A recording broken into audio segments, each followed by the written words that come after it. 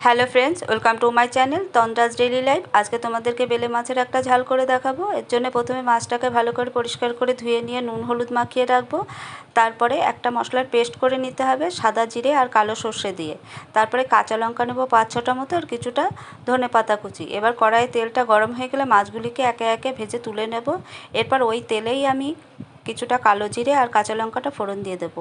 তারপরে যে মশলার পেস্টটা করে রেখেছি তাতে 1 কাপ পরিমাণ মতো জল গুলে ওই যে ফোড়ন দিয়েছি তার ভিতরে দিয়ে দিতে হবে। তারপরে একটু নুন আর হলুদ দিয়ে ঝোলটাকে ভালো করে ফুটতে দিতে হবে। ঝোলটা যখন খুব ভালো করে ফুটে উঠবে তখন ভাজা মাছগুলিকে এতে দিয়ে দিতে হবে।